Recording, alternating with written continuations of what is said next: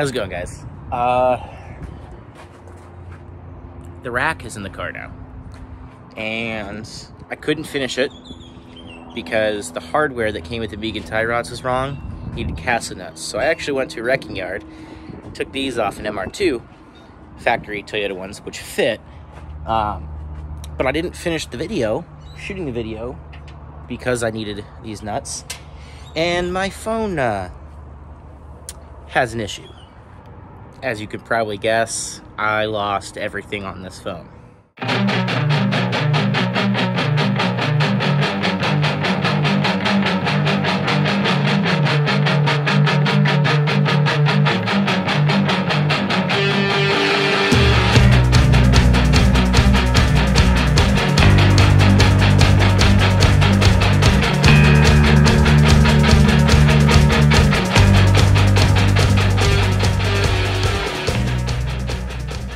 Alright guys, the rack and pinion is now in the school car.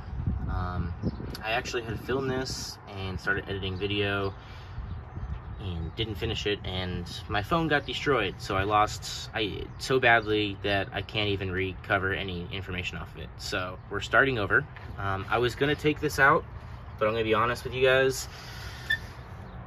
This bracket is such a pain, whether you use the OEM bushing or an aftermarket bushing. It's like one of the single hardest things to do on a Corolla. I'm not even kidding.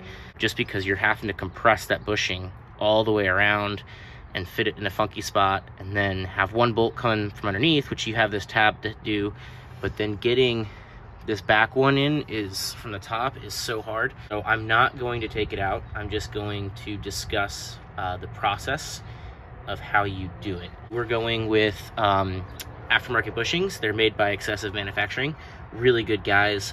They're doing a lot of new parts or upgrade parts for a lot of old Toyotas and just old kind of cool import cars in general. They're doing a lot of really cool stuff, especially for the U-beams guys like me. They're being a very big source for finding stuff for my upcoming beam swap on the other car. Anytime you're using an aftermarket bushing, you want to use some sort of grease on it. I'm using Prothane's super grease because I've got some left over from other bushing kits from doing other cars and stuff. So you want to make sure that you lubricate both surfaces of the bushing. So you want to lubricate the inside where it touches the rack, and then you want to lubricate the outside of the bushing where it contacts the bracket and also the cross member. And that's going to prevent squeaking when these are getting compressed and twisted and moved around a little bit. It's just those 4 bolts. 3 come from the top. So this bracket's really easy to get on. Both just come in from the top. That back one comes in from the top, and then this one comes in from the bottom. Like I said, even with no motor in here, this bracket is just extremely tough. Hang with it and you'll get it. One trick I have is use a C-clamp on the back side, because you have a tab here to hold this down kind of close enough. If you use a C-clamp, you can kind of push the bracket down and forward, and because it's locked into this tab, you can get it lined up good enough that you can get the bolt started. And then this bolt, by cranking this down and using a C-clamp, will help bring that bracket down. And then what I like to do is, once you get the bracket down as much as you can, use the C-clamp on the actual bolt and push the bolt into the hole a little bit. And then as you clamp, it should tighten it just enough that it'll lock, and then you can quickly undo the clamp and then get a 14mm socket on there and drive it in. So I basically did something very similar to this, where I'm clamping the nut on the cross member, which is located on the bottom here, to the bolt. And then if you get this centered enough, as you tighten when you're holding it, I only have one hand, but as you're tightening it, if anything, it'll actually also tighten the bolt. It probably won't move it much, but hopefully it'll get just that little bit. And that's like this easiest way to do it. Granted, you can't do that with a motor in here, obviously, but this bracket is a pain. Just stick with it. Get somebody to help you. Yeah. Now, when I originally got these tie rods, they were assembled with these nuts on here, loosely, obviously. Now the top, both sides actually, have got this hole in here for a cotter pin to keep the nut locked in. And it's plenty fine on the top here, because once it goes through the knuckle, there's plenty of space that once you tighten this nut down, that hole is exposed, you can put a cotter pin through there. The problem is on the bottom side is it uses these spacers, and because of the actual heim itself, these spacers are a little bit longer than the shoulder, so they sit up, which means when you tighten this nut down, even if you compress these, you can't get it to even really expose it at all, let alone enough to get a cotter pin in there. So the answer for that is what they show on their website. They use a castle nut, which they sent me. They didn't send me those nuts, they sent me just the regular ones. So I went out and got, off an MR2, I got some factory Toyota castle nuts, which are the same thread. And this way, when I get them down and tight, I'll be able to locate that hole and put a cotter pin through there. That'll prevent this from backing off. So that was a mild inconvenience. The website shows these castle or crown nut style nuts on the bottom end, and this on the top end, but they sent me 4 of these. So it is what it is, not a huge deal, but so let's go ahead and get these assembled. Put the larger spacer on the bottom. Go ahead and get that nut started. I'll take the top nut off.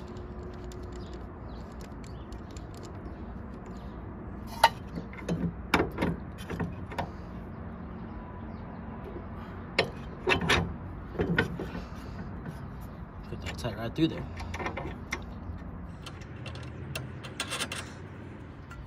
Same deal on this side.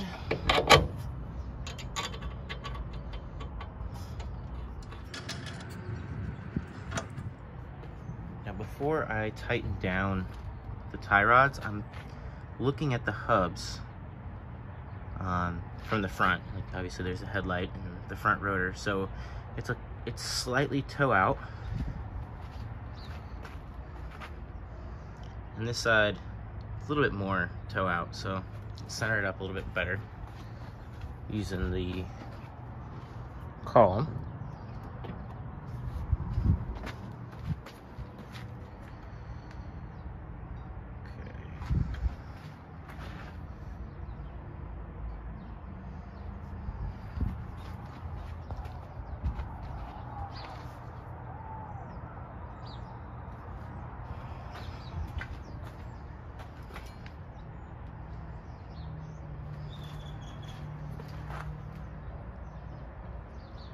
Okay, I'm looking at that. Let's say that's what, 2 degrees out. Probably 2 degrees out there, so that's roughly equal. It's not horrible toe out. This you can't really, it's hard to reference that. I'll have to measure it. But the tie rod is still completely compressed. So if anything, it's only going to get bigger. This is the tightest I can get it. So as I bring it out, that toe will get better. And I believe that'll give me enough adjustment to go negative toe. So yeah, I think that's where we're gonna lock them in, and then we'll get it on alignment rack later. But now, since I'm pretty happy with that, we'll go ahead and tighten down the bolts, put some cotter pins in it, and get her done. All right, on the passenger side, it's 17 for the bottom, 19 millimeter for the top.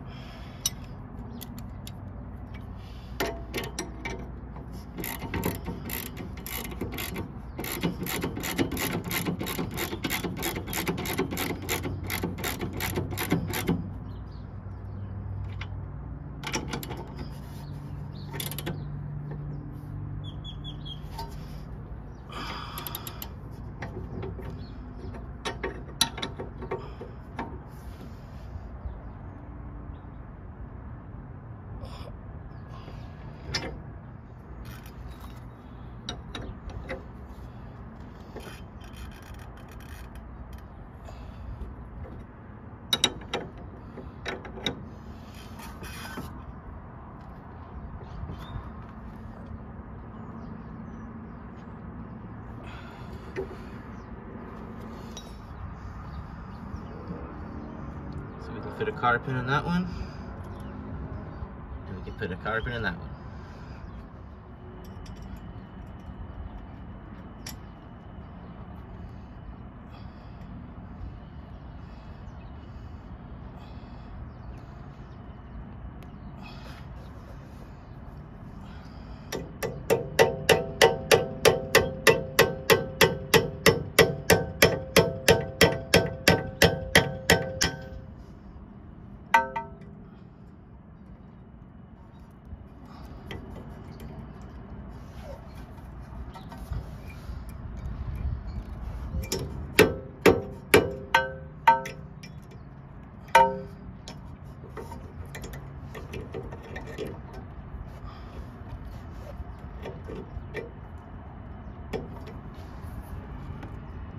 And then that pin pulls that nut from coming loose. We'll do the same thing on the bottom.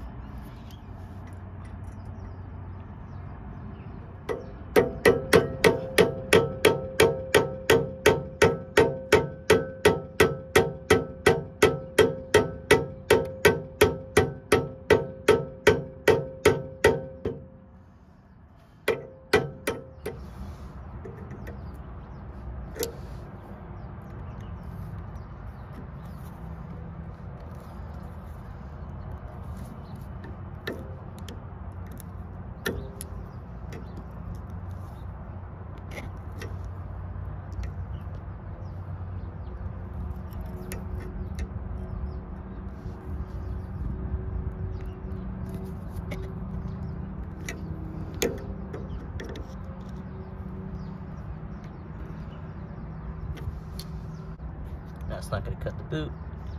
Yeah, it might cut me later, but no, it won't. I'll have to cut it off later, but now that tie rod's not going anywhere. We'll do the same thing on the other side. All right, just like on the other side, 19 on the top, 17 on the bottom.